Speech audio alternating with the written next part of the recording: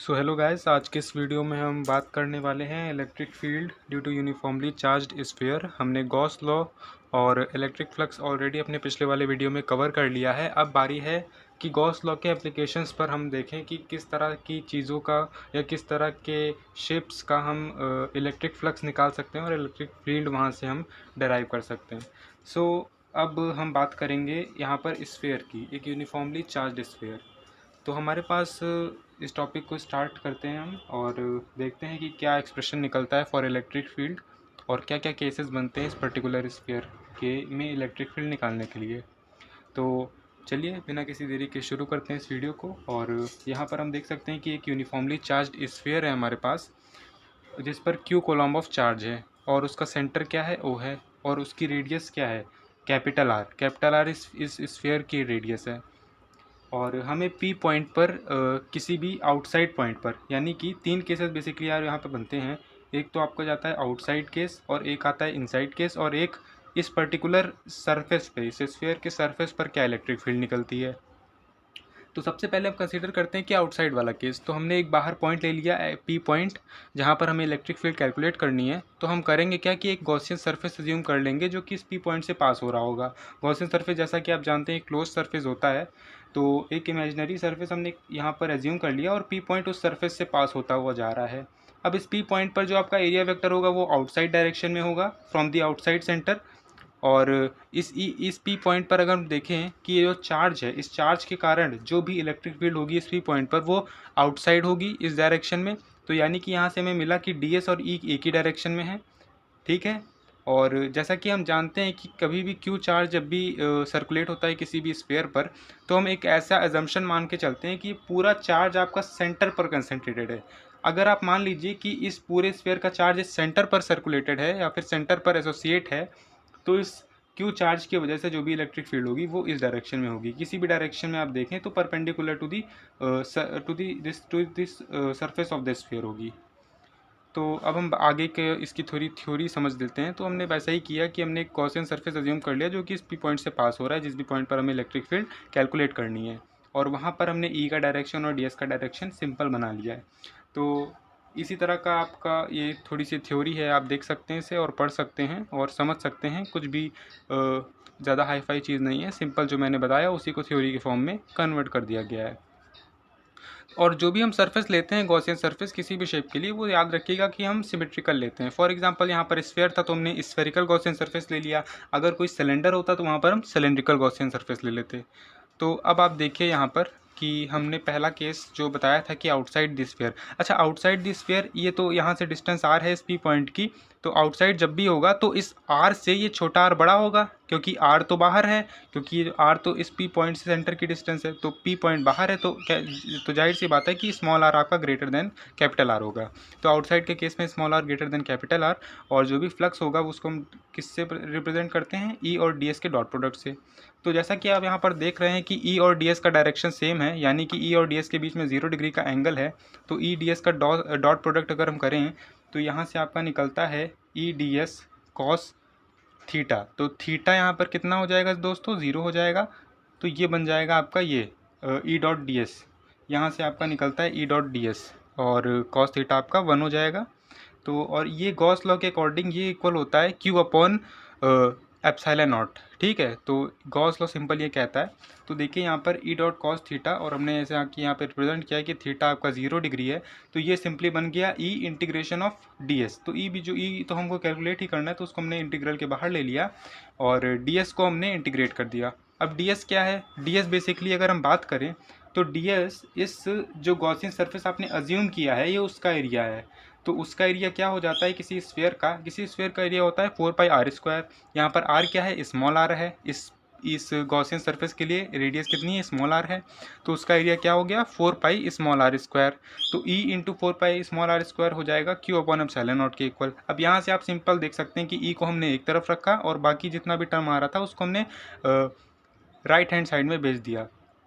तो ई का जो एक्सप्रेशन आ गया वो आ गया 1/4 पाई एप्सिलॉन नॉट और क्यू अपॉन आर स्क्वायर। तो ये हो गया आपका आउटसाइड इलेक्ट्रिक फील्ड। बहुत ही आसान है, इसमें कुछ भी अलग से करने की ज़रूरत नहीं है। अब हम दूसरा केस एज्यूम करते हैं जो कि आपका r is equal to R है, यानी कि small R is equal to R का मतलब कि जब ये जो आर वाली डिस्टेंस है, यानी कि ये पॉइंट जब खिसक कर यहाँ पर आ जाएगा, यानी कि इस पर्टिकुलर स्फीयर पे आ जाएगा, स्फीयर के सरफेस पर आ जाएगा, तो हमारा स्मॉल आर किसके बराबर हो जाएगा, कैपिटल आर के बराबर हो जाएगा, यानी कि जो पॉइंट आपका स्फीयर पर आ जाएगा। अब हम देखिए क्या कर सकते हैं, सिंपल हमको सब्स्टिट्यूशन कर देना, जहाँ पर भी स्मॉल आर है वहाँ पर हमें कैपिटल आर रख देना है।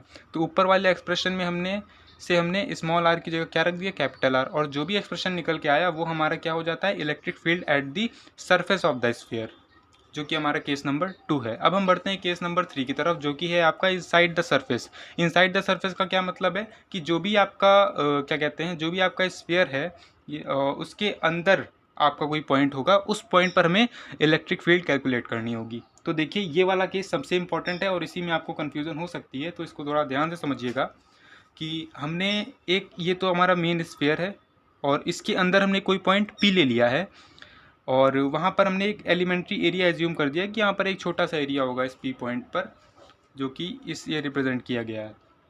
तो जैसा हमने आउटसाइड के केस में किया वैसा ही हम इनसाइड के केस में भी करेंगे। एक गॉसियन सरफेस अज्यूम करेंगे जो कि एक स्फेरिकल शेप में होगा, है ना। बट यहाँ पर आपको ध्यान देने की ज़रूरत है कि यहाँ पर जो भी हमने गॉसियन सरफेस लिया है वो स्फेयर नहीं है, वो एक स्फेरिकल शेल है।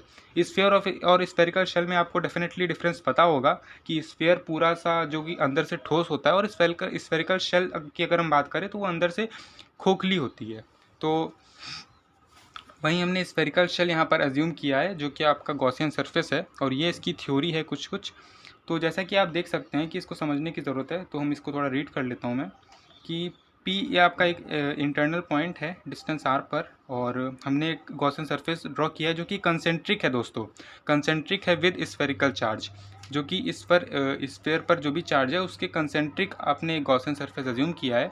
अगर हमें स्ट्रेंथ ऑफ इलेक्ट्रिक फील्ड निकालनी है तो जैसा कि आप देख सकते हैं कि इस पूरे स्फीयर पर चार्ज मौजूद है, ये हमें पता ही है दोस्तों।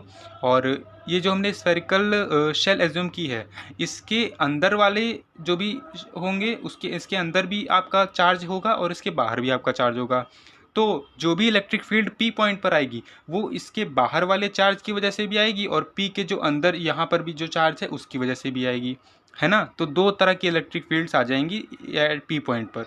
तो देखिए यहाँ पर वही चीज़ हमने लिखी है, to find out the electric field strength divided into thin spherical shells, electric field at point P is combined effect of shell outside, यानी कि शेल के बाहर जो भी इलेक्ट्रिक फील्ड होगी और शेल के अंदर जो भी इलेक्ट्रिक फील्ड होगी उन दोनों का कंट्रीब्यूशन रहेगा पी पॉइंट पर इलेक्ट्रिक फील्ड निकालने के लिए। बट जो इलेक्ट्रिक फील्ड स्ट्रेंथ है चार्ज स्फीयर के at internal point is zero. जैसा कि आपको पता है कि स्फेरिकल शेल का भी हम डेरिवेशन करेंगे आने वाले वीडियो में, तो उसमें हम देखेंगे कि जो भी स्फेरिकल शेल के अंदर जो भी इलेक्ट्रिक फील्ड होती है वो ज़ीरो होती है। ये हमने ऑलरेडी हम एक्सप्रेशन अभी निकालेंगे आने वाली वीडियो में। और जैसा कि आप इसको ईजिली समझ सकते हैं कि कोई भी अगर स्फेरिकल शेल है या कि जो कि अंदर से खोखली है, तो अंदर जब खोखली है तो उसके अंदर तो कोई चार्ज मौजूद नहीं होगा, है ना, इसके अंदर तो कोई चार्ज रहेगा ही नहीं। तो वहाँ पर जब ये वाला चार्ज आपका ज़ीरो हो जाएगा तो इलेक्ट्रिक फील्ड भी आपकी इनसाइड क्या हो जाएगी, ज़ीरो हो जाएगी। तो फिर स्फेरिकल शेल के बाहर जो इलेक्ट्रिक फील्ड रहेगी वहीं आपकी पी पॉइंट पर इलेक्ट्रिक फील्ड रहेगी। सिंपल सा ये कॉन्सेप्ट है दोस्तों। और यहाँ पर आप देख सकते हैं कि spherical shell at an internal point is zero, जो कि मैंने अभी आपको बताया, और electric field strength at the inner shell only contribute at point P. तो इनर शेल के कारण जो भी इलेक्ट्रिक फील्ड होगी वो कंट्रीब्यूट होगी, वहीं आपका पी पॉइंट पर इलेक्ट्रिक फील्ड रहेगी। Moreover the electric field strength I E at every point on the spherical surface of radius R has a magnitude and direction along the outward direction. तो जैसा कि हमने यहाँ पर देखा कि इलेक्ट्रिक फील्ड का डायरेक्शन आउटवर्ड था, वैसे वहाँ पर भी इस वाले डायग्राम में भी आपका इलेक्ट्रिक फील्ड का डायरेक्शन आउटवर्ड होगा, जो कि आपको इस लाइन से दिख रहा है। और जैसा कि आप देख सकते हैं कि फ्लक्स का एक्सप्रेशन कुछ इस तरह से दिया जा रहा होगा, और यहाँ पर आप देख सकते हैं E into D S cos zero. जैसा कि आप जान सकते हैं डी एस और ई का डायरेक्शन सेम है, तो थीटा आपका ज़ीरो हो जाएगा, तो ये E D dot D S हो जाएगा। और यहाँ पर आप देख सकते हैं जब डी एस को हम इंटीग्रेट करेंगे तो 4 पाई आर स्क्वायर हो जाएगा। जैसा कि आपने देखा कि गॉसियन सरफेस का जो एरिया होगा वो 4 पाई आर स्क्वायर होगा, क्योंकि उसकी रेडियस कितनी है, स्मॉल आर है। और गॉस लॉ के अकॉर्डिंग ये होगा क्यू अपॉन एप्सिलॉन नॉट के इक्वल। तो यहाँ पर आप देख सकते हैं कि Q जो होगा ये पूरे क्या कहते हैं पूरे स्फीयर पर सर्कुलेट होगा। अब पूरे स्फीयर पर सर्कुलेट होगा तो स्फीयर तो एक बेसिकली 3D डायग्राम है, तो 3D के लिए जब भी हम किसी भी 3 डायमेंशनल ज्योमेट्री के लिए हम इलेक्ट्रिक फील्ड निकालेंगे तो वहाँ पर एरिया जो होगा वो in the terms of volume लिखेंगे। तो हमें पता है कि वॉल्यूम चार्ज डेंसिटी क्या होती है, वॉल्यूम चार्ज डेंसिटी आपको रो से डिनोट करते हैं, तो Q जो आपका होगा वो इस पूरे वॉल्यूम पर होगा और इनटू वॉल्यूम चार्ज डेंसिटी, है ना। Q जो होगा वो इस पूरे वॉल्यूम पर होगा, इस पूरे सरफेस के स्फेयर के वॉल्यूम पर होगा। तो स्फेयर का वॉल्यूम क्या होता है 4/3 पाई आर क्यूब, और जो इसकी वॉल्यूम चार्ज डेंसिटी होती है वो रो से डिनोट करा है मैंने यहाँ पर, और रो से डिनोट किया जाता है उसे। तो इक्वेशन 1 और 2 यानी कि एक जो हमने यहाँ से इक्वेशन निकाली और इक्वेशन 2 से, तो यहाँ पर हम देख रहे हैं, यहाँ पर बेसिकली आप Q की वैल्यू सब्सटीट्यूट करें तो देखिए ये चीज़ को मैंने ऐसे ही लिख दिया लेफ्ट हैंड साइड में, और राइट हैंड साइड में Q/ε0 की जगह मैंने Q की जगह यहाँ पर ये रिप्लेस कर दिया 4/3 pi r cube into rho upon ε0। तो ये आपके पास इस तरह का एक एक्सप्रेशन आ गया। अब यहाँ से आप देख सकते हैं कि 4 कैंसिल हो जाएगा और पाई कैंसिल हो जाएगा, और यहाँ पर आर स्क्वायर, और यहाँ से भी एक आर बचेगा कटने पर, और ये आपका एक्सप्रेशन कुछ इस तरह से आ जाएगा। यानी कि EI को अगर हम देखें तो ये आ जाएगा आपका 1/4 पाई ε0 इंटू 4/3 पाई आर रो। ठीक है, ये इस तरह का आपके पास एक्सप्रेशन आ जाएगा बेसिकली। और जैसा कि आप देख सकते हैं यहाँ पर मैंने जब यहाँ पर 4 और पाई, यहाँ से भी कटेगा 4 और पाई, तो E आपके पास R इंटू रो अपॉन 3ε0 आ जाएगा। ये क्या आ जाती है, ये EI क्या रिप्रेजेंट कर रहा है, ये रिप्रेजेंट कर रहा है कि electric field inside the sphere, sphere के अंदर जो भी इलेक्ट्रिक फील्ड होगी वो इस एक्सप्रेशन से डिनोट की जाएगी, यानी कि small r into rho upon 3ε0। तो सिंपल सा कॉन्सेप्ट है, आपको बेसिक कॉन्सेप्ट जो आपको दिमाग में रखना है वो ये है कि जब भी हम इनसाइड इलेक्ट्रिक फील्ड निकालेंगे तो उसके अंदर एक पॉइंट एज्यूम करेंगे और एक गॉसियन सरफेस एज्यूम करेंगे, पर यहाँ पर जो गॉसियन सरफेस होगा वो एक स्फेरिकल शेल होगा, और हमें पता है स्फेरिकल शेल के अंदर इलेक्ट्रिक फील्ड नहीं होती क्योंकि वहाँ पर चार्ज जीरो रहता है। यहाँ पर आप लिख सकते हैं कि Q = 0, और आउटसाइड जो भी होगी वो इलेक्ट्रिक फील्ड होगी, और वहीं P पॉइंट पर भी इलेक्ट्रिक फील्ड होगी। तो आउटसाइड के लिए हमने सिंपल सा ये एक्सप्रेशन निकाला है यहाँ पर, और Q जो भी होगा वो पूरे वॉल्यूम पर होगा, तो मैंने Q को इस तरह से रिप्रेजेंट कर दिया वॉल्यूम चार्ज डेंसिटी के टर्म्स में, और वो चीज़ आपकी गॉस लॉ से हमने एक एक्सप्रेशन निकाल लिया electric field inside the sphere, और ये आपका एक्सप्रेशन आ गया बेसिकली। और अब देख सकते हैं कि हमने 3 केस डिस्कस किए। पहला केस था आपका पहला केस आपका आउटसाइड था, और दूसरा आपका एट द सरफेस, और तीसरा इनसाइड द स्फीयर।